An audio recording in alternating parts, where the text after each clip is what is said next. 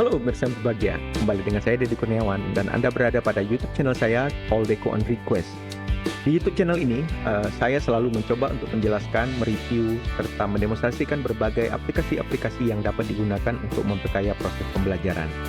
Nah, kali ini kita berjumpa dalam satu tajuk yaitu Productivity Tools Series yang sudah saya mulai dari beberapa waktu yang lalu, di mana saya membahas aplikasi-aplikasi produktivitas seperti Microsoft Word, PowerPoint, dan sebagainya macamnya, dan fitur-fitur yang dapat digunakan untuk membantu kita dalam belajar. Nah, dalam sub kali ini kita akan bicara tentang satu aspek atau komponen dari Microsoft Word, yaitu Reference and Citation. Yang menariknya dari Reference and Citation ini adalah bahwa ini adalah bagian yang seharusnya sangat berguna, khususnya di dunia pendidikan. Akan tetapi kalau dilihat memang mungkin termasuk cukup terabaikan, bisa jadi karena memang tidak tahu.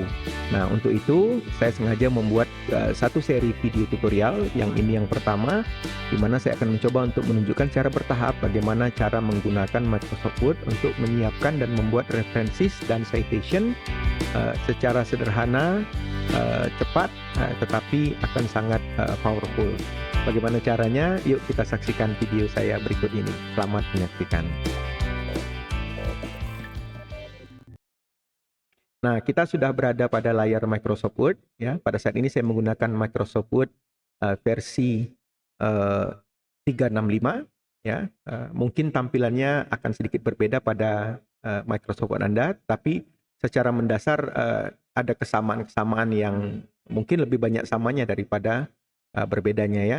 Nah, salah satu bagian yang cukup penting di sini adalah yang saya bilang tadi diabaikan, adalah yang kita sebut sebagai menu referensi. Saya akan fokuskan sedikit. Nah, sekarang kelihatan lebih jelas, ya. Ada satu tab yang namanya references, dan ini mungkin termasuk yang sangat jarang, ya, digunakan. Nah, kalau kita klik tab references, di sini banyak sekali komponen-komponennya.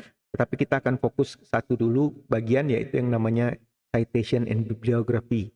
Ya, seperti nama bagiannya, ini adalah satu komponen atau satu submenu yang digunakan untuk pengelolaan citation and bibliography, ya, atau references. Nah, untuk menggunakan ini sebenarnya sangat mudah. Dalam video pertama ini saya akan mencoba untuk memperkenalkan pertama kali, yaitu satu fitur yang digunakan untuk pengelolaan sumber referensi, ya. Nah, kalau kita lihat di bagian atas ini, bagian pertama dari menu ini adalah Manage Sources. Kalau saya klik, nah di sini kita digunakan, ya, untuk mengelola sumber, ya. Jadi misalnya contohnya sumber referensi kita itu kan adalah buku, artikel, proceeding mungkin, ya, kemudian mungkin website, ya. Nah, dalam video kali ini kita akan mencoba untuk mencontohkan untuk menambahkan satu saja bentuk dasar, yaitu book, ya, buku. Nah, caranya sangat sederhana. Jadi untuk pengelolaan sources ini, yang pertama kali kita tambahkan terlebih dahulu sources-nya atau sumbernya, ya, dengan cara mengklik new. Oke. Nah, di sini ada satu kotak dialog untuk penambahan sumber referensi, ya. Yang pertama, kalau Anda lihat di sini adalah bagian type of source, ya. Jadi apa jenis sumbernya. Misalnya saya akan menggunakan sumber yang pertama, yaitu book, ya, buku. Nah, kemudian di sini kita harus menambahkan beberapa identitas. Salah satunya adalah, yang paling penting tentu saja adalah author, ya, atau penulis atau pengarang. Nah, saya akan coba masukkan. Saya kebetulan ada satu buku di sini yang akan saya jadikan contoh, ya. Jadi cara menuliskan authornya pertama dengan menuliskan nama belakang terlebih dahulu. Jadi namanya ini Keith S. Falls. Saya akan tulis sebagai Falls, Keith S, ya. Oke, seperti ini. Nah, ini namanya. Jadi untuk nama kita tuliskan dengan cara menuliskan nama belakang, kemudian koma, nama depan, ya. Nah, ini jangan salah menggunakan tanda bacanya. Jadi pembatasnya adalah koma, ya. Oke, yang kemudian yang kedua adalah title, ya, judul dari buku itu sendiri. Misalnya di sini judulnya adalah Keys to Teaching Grammars, ya. kelebihan satu, to English language learners. Nah, kita menggunakan case yang namanya title case ya. Jadi yang besar hanya huruf pertamanya saja atau mungkin nama benda misalnya English seperti itu. Kemudian tahunnya ini adalah tahun bentar. Oh 2009 ya. Saya tuliskan 2009. Kemudian city-nya adalah apa ini? Oke. Michigan ya misalnya. Oke. Oke. Kemudian nama publisher-nya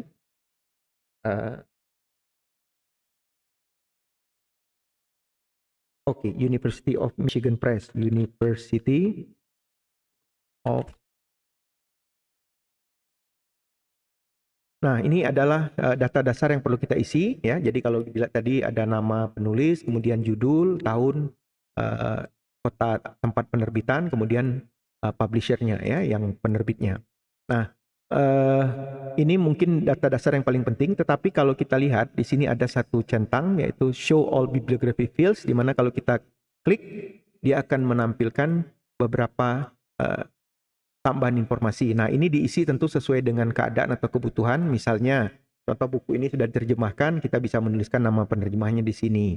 Ya, kemudian biasanya yang muncul itu adalah edition ya. Yang biasanya kalau buku kita biasanya ada edition kalau ada terbitan keberapa gitu. Nah, yang lain-lain ini mungkin relatif tidak diperlukan ya, tapi tentu saja tergantung dengan kebutuhan Anda. Oh, salah satunya lagi adalah editors ya. Kalau misalnya ternyata yang nulisnya ini bukan nama penulis tapi nama editor, maka sebaiknya itu kita kosongkan lalu editornya kita pindahkan ke ini yang bagian sini ya.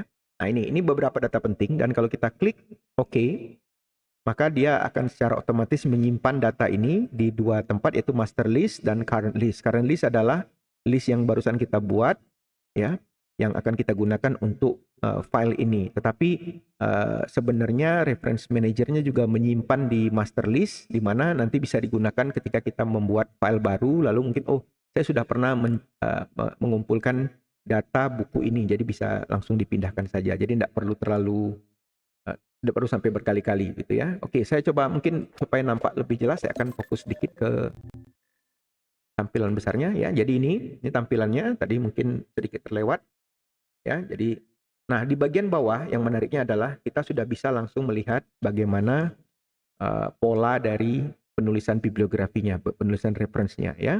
Nah, ini sudah diatur sedemikian rupa sehingga dia tidak insya Allah tidak akan salah kalau kita tidak salah dalam mengetikkan datanya gitu. Ya. Nah, oh ya, satu lagi yang mungkin tadi terlupa adalah bahwa kita juga menggunakan atau Word bisa memilihkan untuk kita writing style yang digunakan. Misalnya dalam kasus saya di sini saya menggunakan APA style ya. Nah, kita tutup saja dulu sedikit.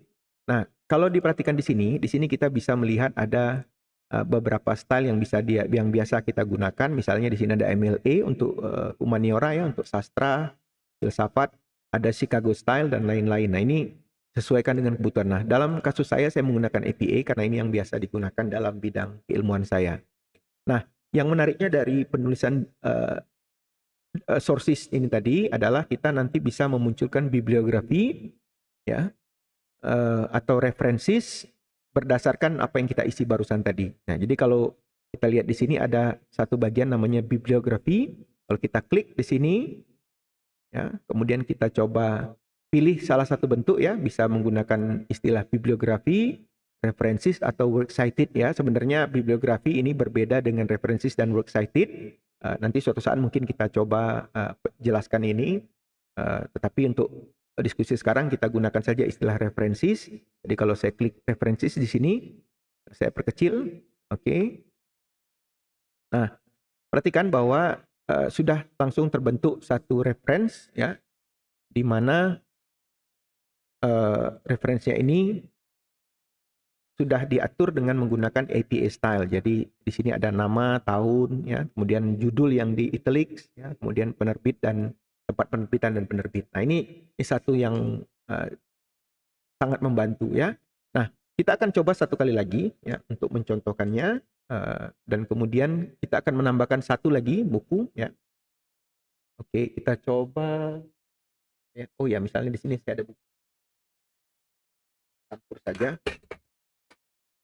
Ya, di sini saya klik new, sekali lagi seperti tadi, book, kemudian author-nya ini kebetulan ada dua. Jadi pertama namanya Oshima, koma, Alice ya.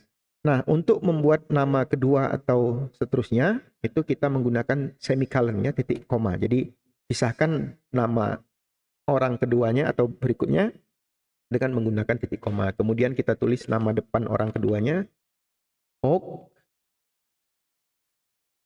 ya, ini namanya N. Oke. Ya. Nah, kalau ada nama ketiga misalnya Kurniawan, nah ini tinggal kita klik saja seperti itu. Oke. Kemudian title-nya di sini saya masukkan Writing Academic English ya. Nah, ini bukunya, kemudian tahunnya sebentar saya cari dulu di sini 2006. Ya. Kotanya New York ya. New York. Kemudian publishernya Pearson Education Incorporation ya. Nah, ini contoh saja, artinya Anda tentu dalam buku-buku yang Anda miliki itu mungkin berbeda-beda ya, silakan. Nah, yang menariknya buku ini kebetulan adalah edisi keempat. Jadi kita bisa langsung praktik ya. Kita klik show bibliography field. Kemudian kita tambahkan edition number-nya yaitu fourth edition. Jadi kita tuliskan 4 dengan apa ya? Dengan bilangan bertingkat fourth seperti itu. Kemudian kita klik OK, maka saya sudah buat satu lagi resource ya, source berbentuk buku. Oke, kita close lagi. Kemudian untuk penambahan referensi yang baru kita tinggal klik kanan di sini, kemudian pilih update field, maka dia otomatis akan menghasilkan satu daftar yang langsung berurutan ya. Jadi sesuai aturan dalam penulisan itu biasanya referensi itu disusun berdasarkan abjad ABC gitu ya. Dan termasuk juga misalnya kalau ada yang menulis satu orang nama pertama penulisnya itu, nama belakangnya itu namanya sama, dia akan berurutan sesuai abjad ABC dan seterusnya gitu. Ya, kemudian nanti baru urutan tahun. Nah, dengan menggunakan bentuk seperti ini kita akan sangat mudah ya menyusun referensi ya, hanya mungkin satu yaitu yang penting jangan salah ketik gitu ya. Artinya prinsipnya itu kan kita belajar namanya goal in goal out ya. Jadi kalau mengetiknya benar, insya Allah referensinya juga benar. Nah, ini tinggal dicek. Nah, kalaupun misalnya terjadi kesalahan, saya tadi ternyata baru teringat di salah buku yang pertama tadi itu ada, harusnya dia punya subtitle ya. Ya, kita lupa tadi. Nah, kita tambahkan saja. Caranya tinggal kembali ke manage sources, kemudian kita pilih source yang barusan, kemudian kita klik edit. Nah, di sini saya harus menambahkan, jadi saya ganti title-nya, saya tambah yaitu practical handbook. Nah, ini caranya untuk mengganti mudah saja. Kemudian nanti akan ada informasi ya, apakah kita juga ingin mengedit master list-nya ya. Kita iakan saja sehingga nanti master list-nya juga akan otomatis terubah ya. Close, kemudian kita klik kanan update field. Nah, maka dia akan langsung terupdate seperti yang kita tunjukkan di sini ya. Nah, inilah kira-kira hasil yang kita buat tadi. Saya akan fokuskan sedikit ya supaya bisa kelihatan. Ya, oke.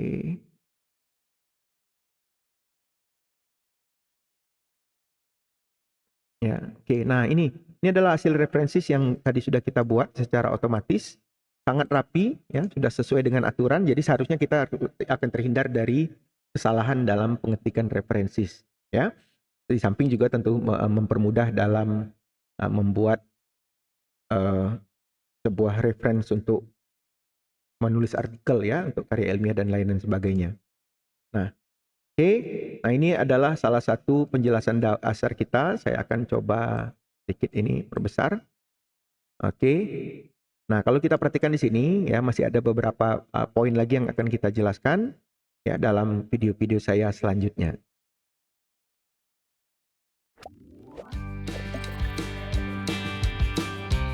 Nah ini tadi sebuah video dari saya, ya video pengantar yang mungkin relatif cukup panjang, lebih panjang dari yang biasa saya buat, karena memang kita ingin memperkenalkan. Nah nanti selanjutnya kita akan melanjutkan dengan penambahan fitur-fitur, ya kita akan menjelaskan, misalnya nanti saya akan lanjutkan dengan penambahan jenis-jenis resources yang lain selain buku, ya, dan kemudian nanti kita akan melihat bagaimana cara menggunakan source tadi ke dalam in-text citation kita. Nah, oleh karena itu jangan lupa untuk like, share, dan subscribe sehingga Anda akan mendapatkan notifikasi setiap saya membuat konten-konten terbaru. Saya pikir dari saya itu saja. Terima kasih sudah menonton sampai ke akhir. Insya Allah kita akan bertemu lagi dalam video-video selanjutnya. Demikian, terima kasih. Saya Deddy Kurniawan. Sampai jumpa. Assalamualaikum warahmatullahi wabarakatuh.